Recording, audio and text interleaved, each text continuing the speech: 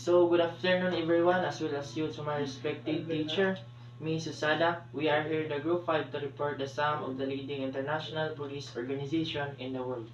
So, the first, it is the International Police Cooperation in the North America. The second, it is international policing in the United States. The third, it is the issues, forms, and structures of American International Police. And the fourth and the last, it is the American involvement of multilateral and bilateral police cooperation. So the first is international police cooperation in the North America. So international police cooperation in North America, mo ni siya ang first nga international police nga na-organize in 1901. It refers to the collaborative efforts among the law enforcement agencies from a different North American countries such as Mexico, Canada, and United States. So this collaboration nila is nag-aim sila to address the transnational crime, share information, and coordinate action to enhance security and combat criminal activities that cross national borders. And the second is the international policing in the United States.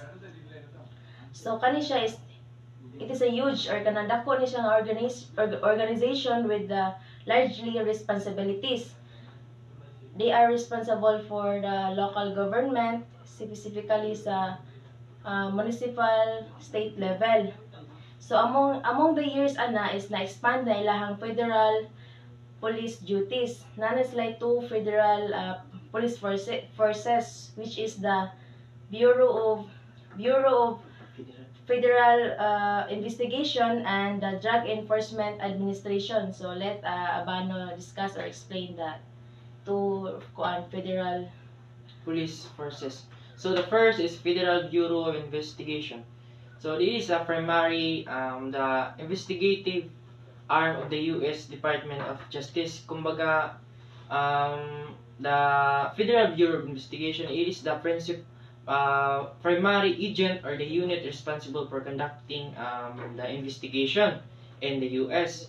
And the international duties of the FBI comprised enforcement of federal with violations of international dimension. So the international duties of the FBI, it is to primarily focuses on the domestic law enforcement. So if we talk about the domestic law enforcement, it is an activity or responsibility of a law enforcement agency from the specific country to solve the transnational crimes such as the drug trafficking, the tourism, and the extradition.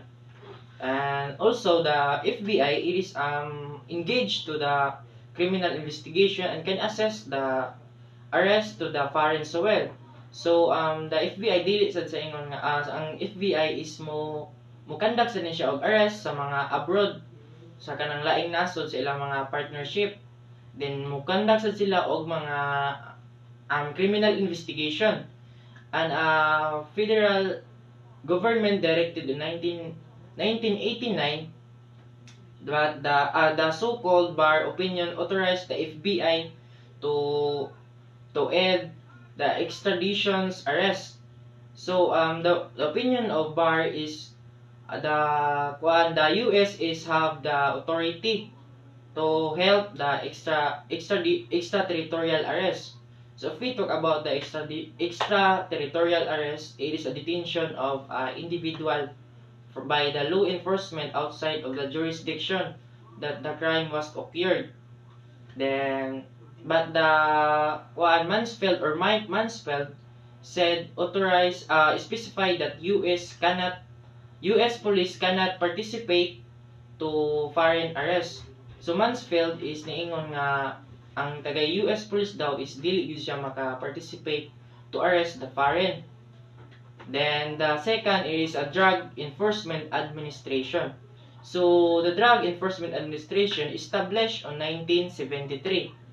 Drug Enforcement Administration is primarily American agency that fight against the illicit drugs.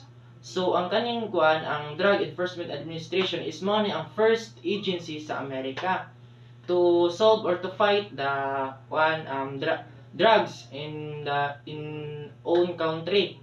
And also the Drug Enforcement Administration is kuan to conduct the programs associated with the drug enforcement at the US borders and abroad. So ang kanang Drug Enforcement Administration is dili sad siya nga kanang yung trabaho is to fight against the drugs.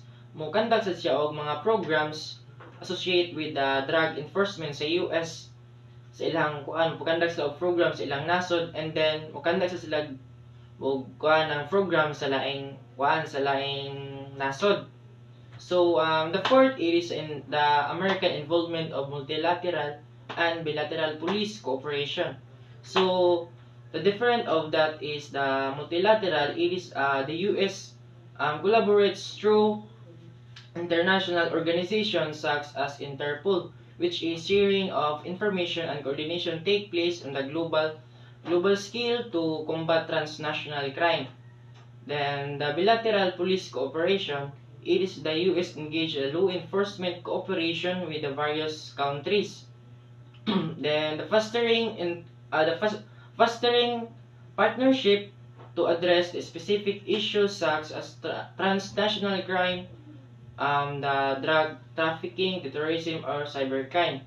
Overall, this initiative to aid to strengthen the the global security and to address the cross-border criminal activities, to address to collaborate between the the United States and the international partnership.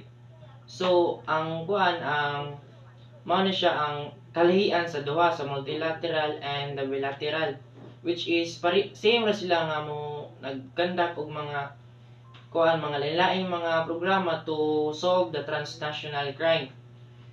Ang nakalahian nila is ang multilateral is kuan about sa ilahang mga organization such as Interpol, while ang kaning mga ang bilateral police cooperation is involved sa katong mga the law enforcement.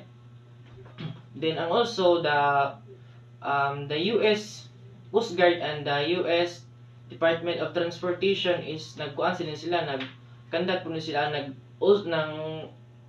sila sad ang naghimo or nagkuan sa mga kuan to fight the drugs in the US. And that's all. Thank you.